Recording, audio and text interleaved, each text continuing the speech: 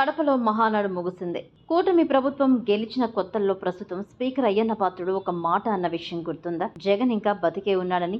నిజానికి ఇక్కడెవరికి జగన్ చావాలన్నది కాన్సెప్ట్ కాదు.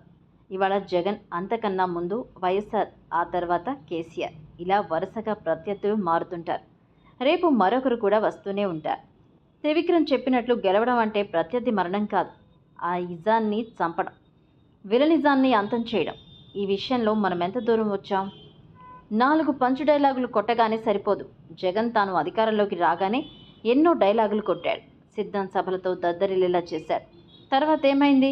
మొత్తం తారుమారైంది. సరిగ్గా ఇక్కడే మనం వ్యూహం రచించాల్సి ఉంది. జగన్కు వచ్చింది 11 సీట్లే కాబట్టి అతడి కేల్ ఖతం అన్న భావనలో ఉండడం పూర్తిగా తప్పు. ఆ సీట్ల వెనక 40% ఓటు బ్యాంక్ ఉంది. పవన్ కళ్యాణ్ అన్నట్టు ఇదే జగన్ జర్మనీలో ఉంటే ప్రతిపక్ష నేత అయ్యుండేవాడు. అది కూడా అత్యంత లాంఛనంగా, ఘనంగా. నిజాలు మాట్లాడుకుందాం. జగన్ తల్లి చెల్లి వెళ్ళిపోయారు. ఇక అతడు ఒంటరి. రేపటి రోజు జైలు కూడా పంపించేస్తాం. ఆయన వెనుక విజయసాయిరెడ్డి కూడా లేడు. మోదీ నుంచి కోర్టుల వరకు మొత్తం వ్యవహారం నడపడానికి సాయిరెడ్డి సాయం కూడా కోల్పోయాడని అనుకూల మీడియా రాసే విషాద గాథల మాయలో పడిపోకండి. లైట్ తీసుకోవడం కూడా చేటు తెచ్చేదే. ఎందుకంటే అది మరో వ్యూహం కావచ్చు. అటు నుంచి నరుకు రావడం అన్నదొక్కటి ఇందులో దాగి ఉండొచ్చు. ఏమైనా ఇప్పటిదాకా మేషాలు జగన్ని జైలు పంపకుండా ఉన్నారంటే అర్థమేంటి? షా ఇక్కడికి వచ్చినప్పుడు జగన్ గురించి వాకపు చేసిన విషయం మర్చిపోయారా? అతన్ని అడ్డుపెట్టుకొని ఆటాడడానికి ఇంకా ఎన్నో ఛాన్సులుండొచ్చు. ఎందుకంటే జగన్ని జైలుకు పంపడం అంటే అదేమంత జోక్ కాదు. లోకేష్ మోదీ దగ్గరకు వెళ్ళాడు, మొత్తం మేనేజ్ చేశాడు. ఇక జగన్ పని క్లోజ్ అనుకోవడానికి అస్సలు వీల్లేదు. కారణం ఏంటంటారా? ఇదే, జగన్ తండ్రి వైఎస్ తన కథ ముగిసిపోయిందని ఫీల్ అయినప్పుడు అసలు కథ మొదలుపెట్టాడు.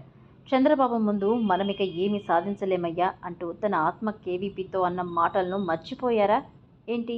ఆ తర్వాత చిన్నారెడ్డిని కెలికి తెలంగాణ అనే భూస్థాపితమైన అంశాన్ని తిరిగి నిద్రలేపి దాని ద్వారా చంద్రబాబుకు చెక్ పెట్టాలనుకోవడంతో పాటు 2004 ఎన్నికల్లోనూ గెలిచాడు. ఆ టైంలో చంద్రబాబు అలిపిరి బ్లాస్టింగ్ జరిగింది కూడా. ఆ సానుభూతి పనిచేయాలి, కానీ అలా జరగలేదు. పాదయాత్ర సైతం చేసినా ఎలాగోలా వైఎస్ ఆనాడు అధికారంలోకి వచ్చాడో చూశారుగా. జగన్ తాను పాదయాత్ర చేస్తున్న సమయంలో పీకే ఏం చెప్పాడో తెలుసా? పవన్ ఓటు బ్యాంక్ అయినా 1.6% పెరుగుతుందేమో కానీ మీదేం పెద్దగా వర్కౌట్ కావడం లేదండి అని హింట్ ఇవ్వడంతో అంటుకుపోయాడు. ప్రత్యేక హోదా అనే డెడ్ లైన్ పాలిటిక్స్ బయటకు లాగి దాని ద్వారా ఏకంగా టీడీపీని ఎన్డీఏలోంచి బయటకు వచ్చేలా చేశాడు. ఆపై లోక్సభలో అవిశ్వాసం పెట్టి దానికి అధికార పార్టీ ద్వారా ఓటు వేయించిన ఘనుడు. చరిత్రలో ఒక అధికార పార్టీ ప్రతిపక్ష పార్టీ పెట్టిన అవిశ్వాసానికి ఓటు వేయడం అదే తొలిసారి. తర్వాత ఏం జరిగిందో అందరికీ తెలిసిందే. అంతా ముగిసిపోయిందని జగన్ లాంటి నోటీరియస్ నేతను అంత తేలిగ్గా నమ్మడానికి లేదు. ఎందుకంటే ఆ బ్లడ్లోనే తిరిగి తిరిగి కోలుకోవడం ఉంది. ఇప్పటి వరకు బెజవాడ కనకదుర్గమ్మ ప్రతి బొట్టులోంచి పుట్టుకొచ్చే మహిషాసురుణ్ణి హతమార్చిందేమో కానీ టీడీపీ దాని కూటమి పార్టీ ఆ స్థాయిలో జగన్ రాజకీయ పతనాన్నేమీ శాసించలేదు. ఇంకా జగన్ తన టెక్నిక్స్ తాను వాడుతూనే ఉన్నారు. ఇందులో భాగంగా విజయసాయిని తెలివిగా అటువైపుకు పంపాడు. చాలామంది సాయిరెడ్డిని కూడా లేడు అని ఫీల్ అయిపోతున్నారు, కానీ ఆయన నిజంగా అలాగే ఉన్నాడా? ఒక లీడర్ పార్టీని వదిలినప్పుడు అతడి హావభావ విన్యాసాలు ఎలా ఉండేవి చూడలేదా మీరెప్పుడు? అదే విజయసాయి తన పార్టీని వదిలినప్పటి నుంచి ఇప్పటి వరకు అదే స్టార్ట్ కార్నర్ చూపుతున్నాడు. గమనించారా? సాయిరెడ్డి ఇంకా జగన్కి సాయం చేసే మోడ్లోనే ఉన్నారు. అందుకే పార్టీ వదిలి వచ్చే నాటి నుంచి ఇప్పటి వరకు ఆయన తిట్లలో ఏమాత్రం ఫ్రస్ట్రేషన్ లేదు. అంతా వ్యూహాత్మకంగానే ఉంది. అబ్జర్వ్ చేస్తున్నారా?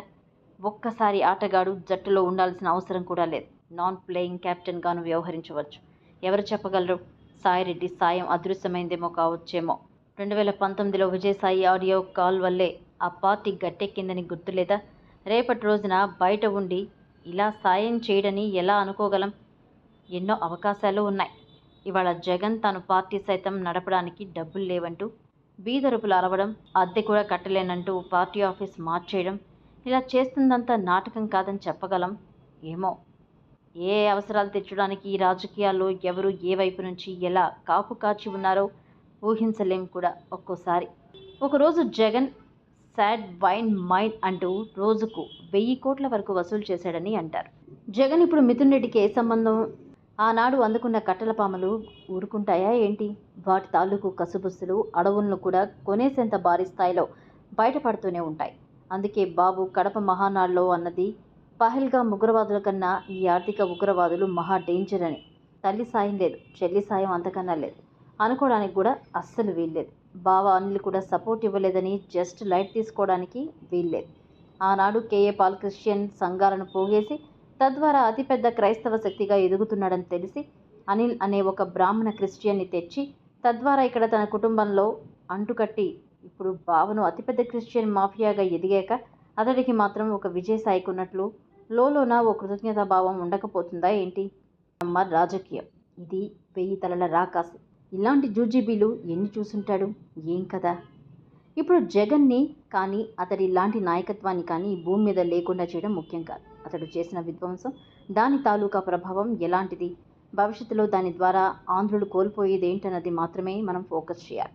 ఏమో పైకి కూటమి ఇచ్చిన హామీలు ఏమయ్యాయని అడుగుతూనే లోపల ఏ ప్రత్యేక హోదా లాంటి డెడ్ లైన్ పాలిటిక్స్కి తెరలేపుతున్నాడో. డెత్ అనే పదాలు అతడికి కలిసి వచ్చినట్టు మరెవరికి కలిసి రావు కూడా.